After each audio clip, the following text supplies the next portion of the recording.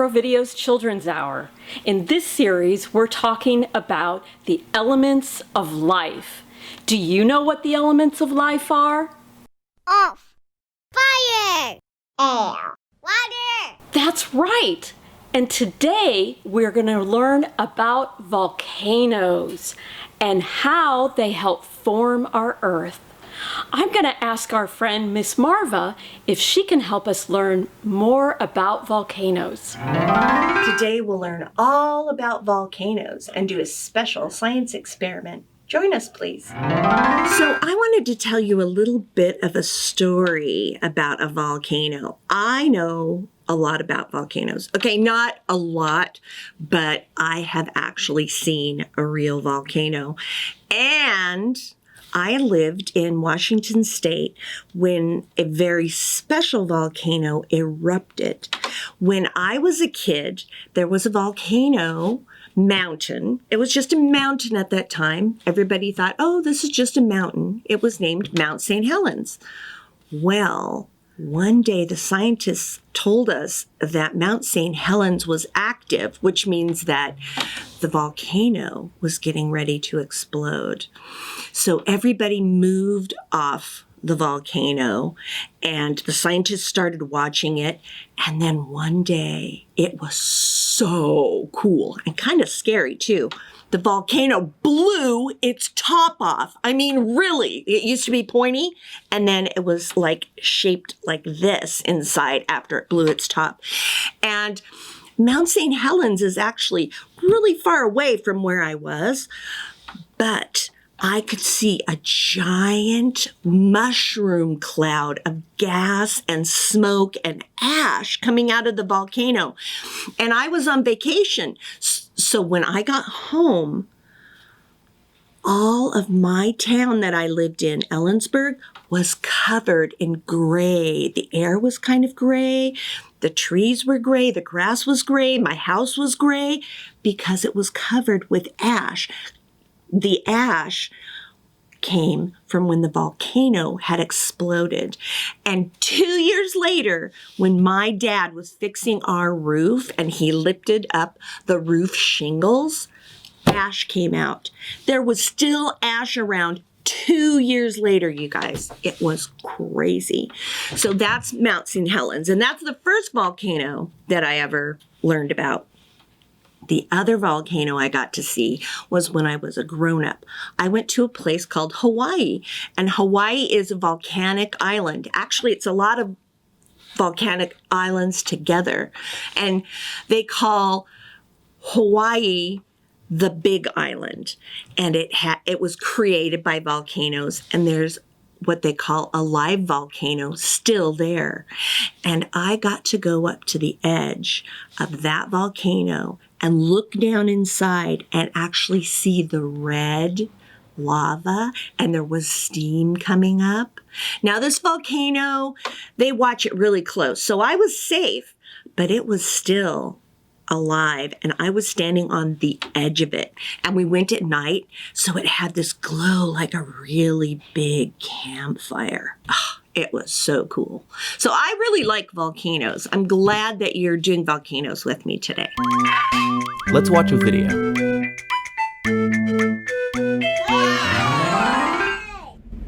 Our world is lit by two fires, one above and one below. Nothing can contain the inferno beneath our feet.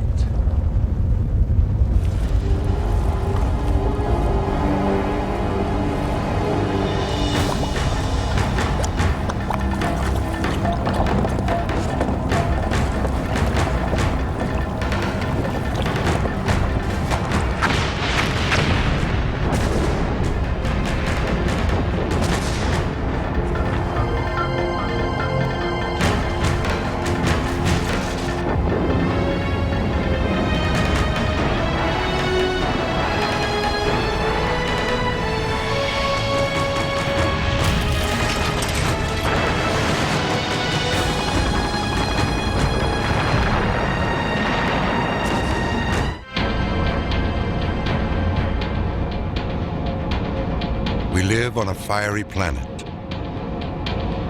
Nearly 2,000 miles beneath our feet, the Earth's inner core reaches temperatures of 12,000 degrees Fahrenheit.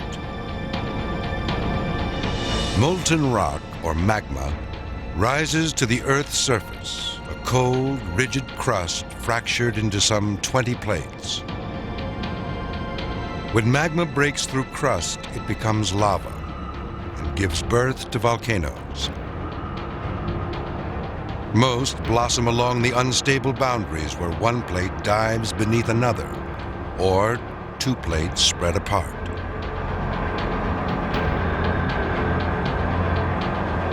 Earth's oceans conceal some 80% of all volcanic activity.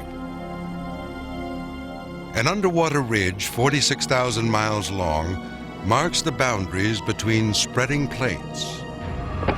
Lava fills the gaps.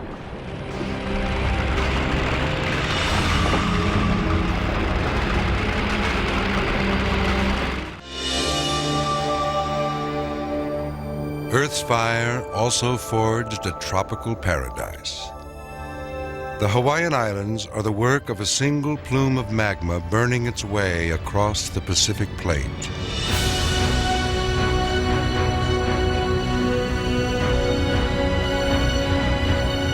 There may be no finer setting for the spectacle of the living Earth.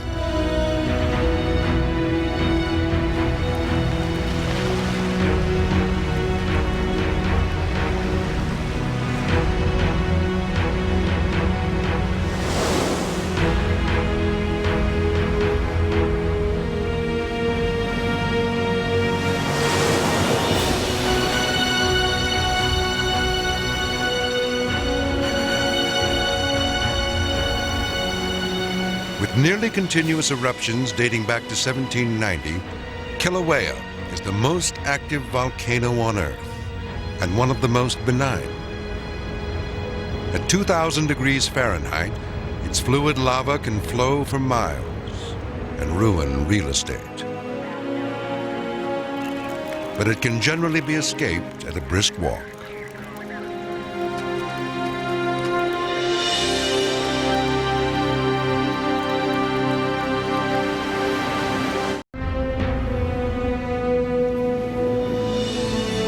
If not for the fire within, the Earth would be a barren sphere, worn smooth as a blue marble.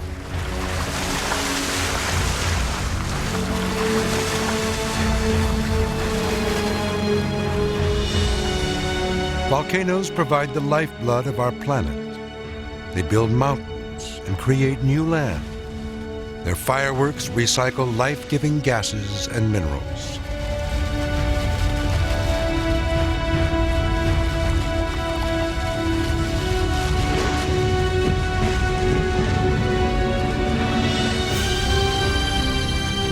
Most atoms in our bodies were once inside the Earth.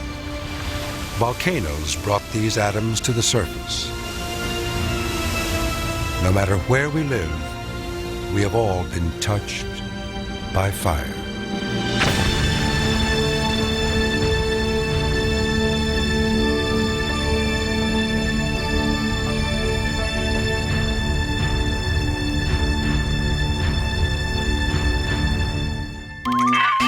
Let's read a book.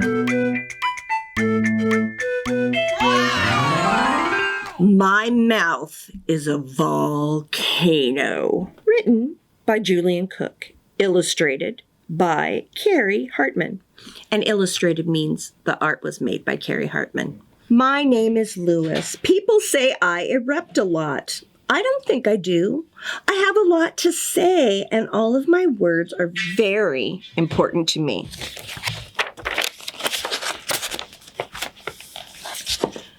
When other people talk, words just pop into my head and they slide down into my mouth and my tummy starts to rumble and then it starts to grumble. My words begin to wiggle and then they do the jiggle. My tongue pushes all of my important words up against my teeth and then...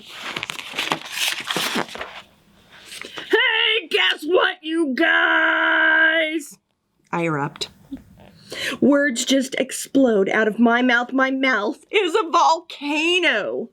In class, my teacher says that when we want to say something, we're supposed to look at her, raise our hand, and wait until she calls on us. I tried that, and after I waited patiently for what seemed like 62 years, my important words slid down from my head onto my tongue.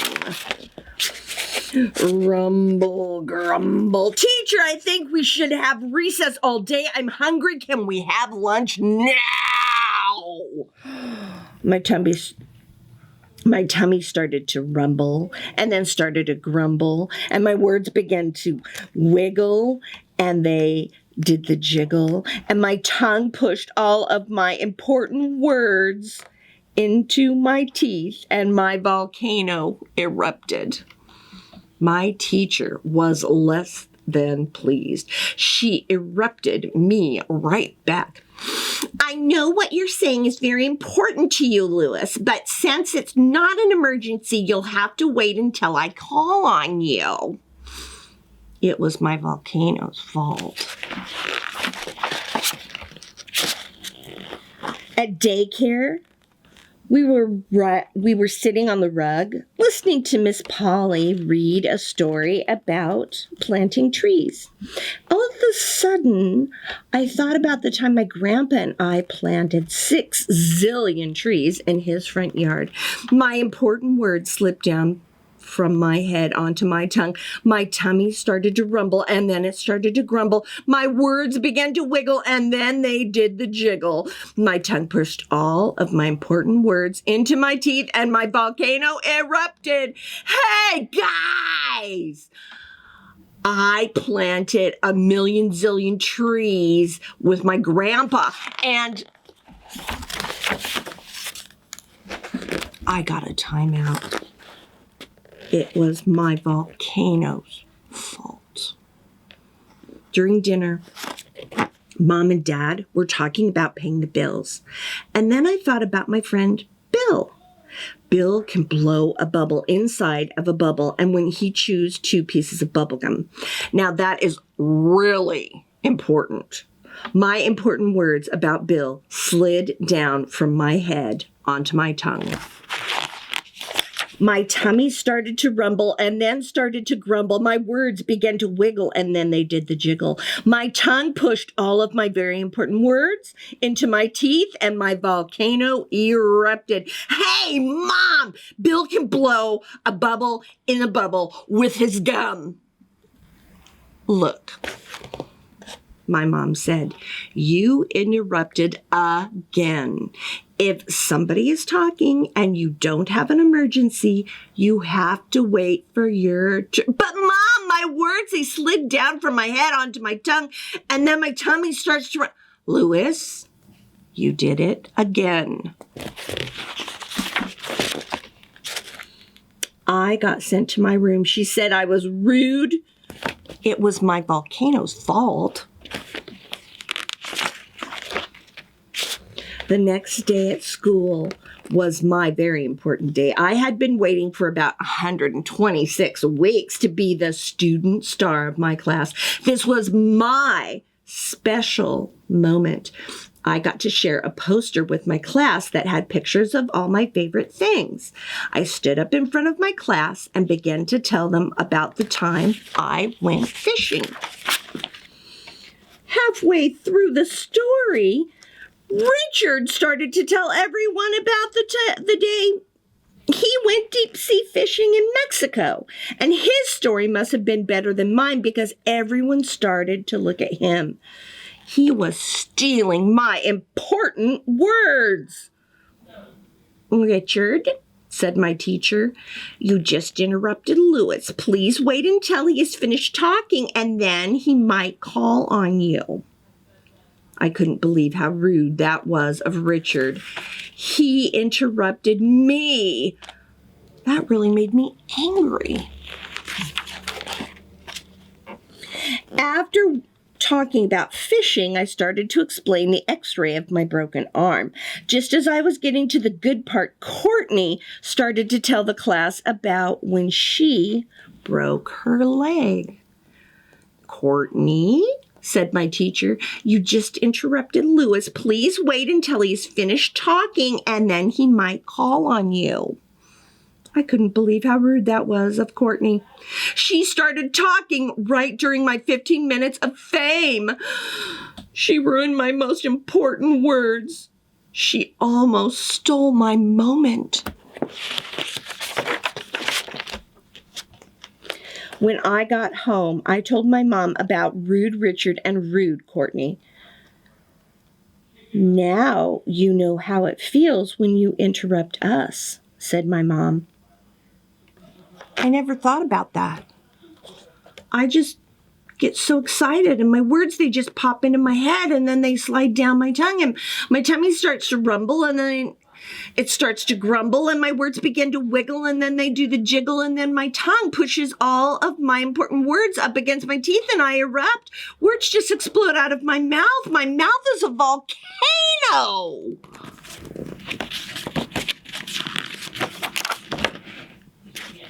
Maybe Richard and Courtney have volcanoes in their mouths too, my mother replied. I never thought about that. Well, son, the next time your important words are pushed into your teeth by your tongue, bite down hard and don't let them out. Then take a deep breath and push your words out through your nose. Then when it's your turn to talk, take a deep breath and breathe them back into your mouth. Will that work? I asked. Only if you make it work, said my mom. That night at the dinner table, my sister Sylvia was in the middle of one of her long girl stories when my important words began to slide from my head and my volcano started to do its thing. And just as my tongue started to push my words out through my teeth, I bit down really hard. And then I breathed my words out through my nose.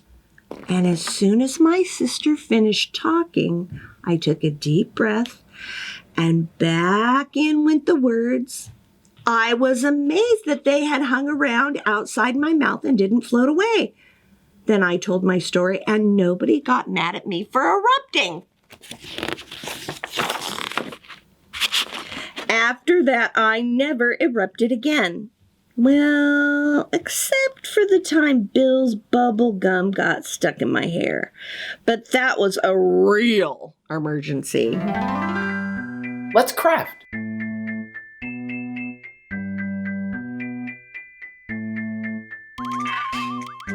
What you need? Measuring cups or spoons, mixing bowl, water, flour, salt. This is part 1 of our volcano making.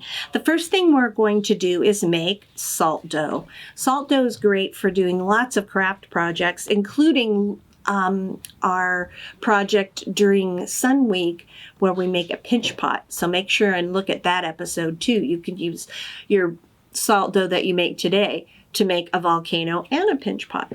This is what the salt dough will look like. Now you can add ingredients to it to color it in different ways, or you can paint it afterwards. One of the things I like to do is make my salt dough with coffee. I didn't have coffee with me today, but it makes a really interesting, nice brown color, and you can put a pinch of coffee grounds in it too. This is very simple to make. It only has 3 ingredients: salt, flour, and water. And it's just plain iodized salt, nothing special. The flour is all-purpose flour, and the water is just plain old water. The recipe is 2 cups of flour to 1 cup of salt, and then mix that together. Mix your dry ingredients, then make a little bit of a mountain and make a hole in your mountain, and then pour your cup of water inside of that. Then you're going to stir it all together until it gets too hard to stir, and then you're going to just squish it and squish it and squish it. That's called kneading. When it's a big ball like this, you're ready for the next part where we make your volcano. Let's craft.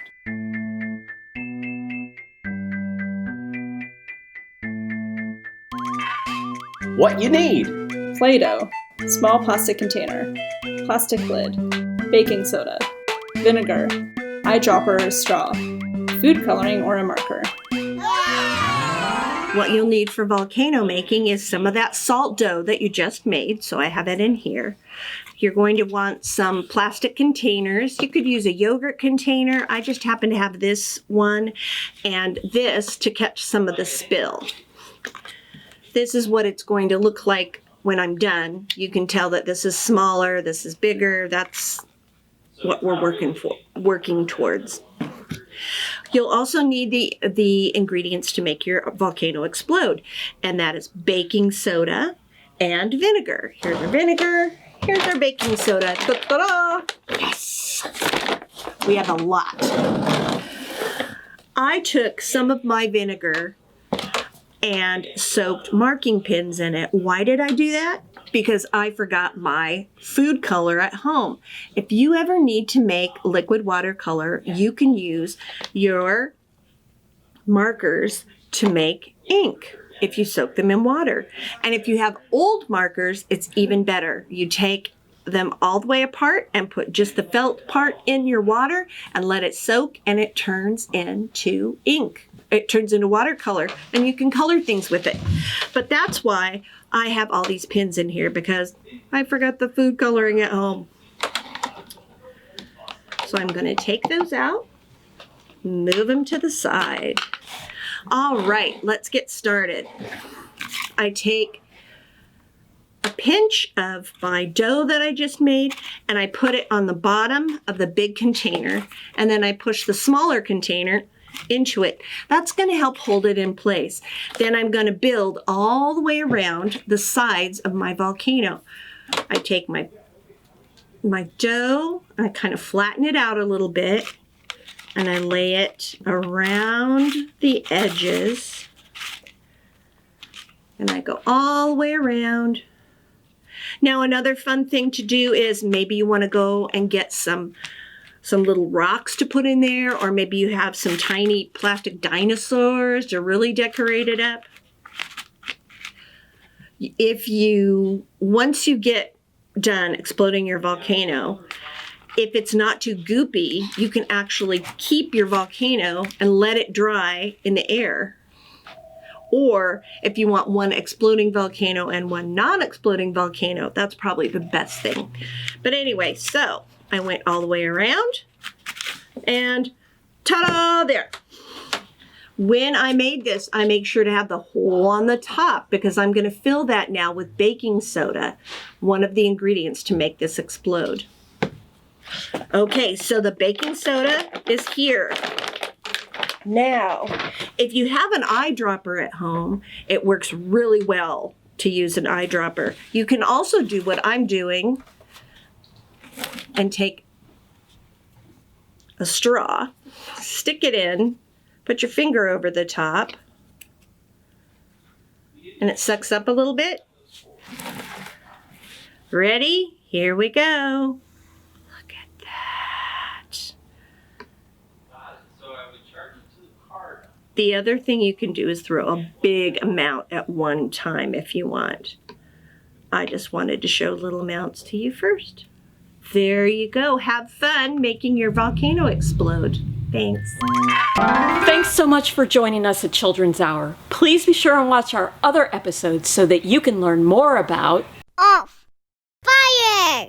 Air. Water.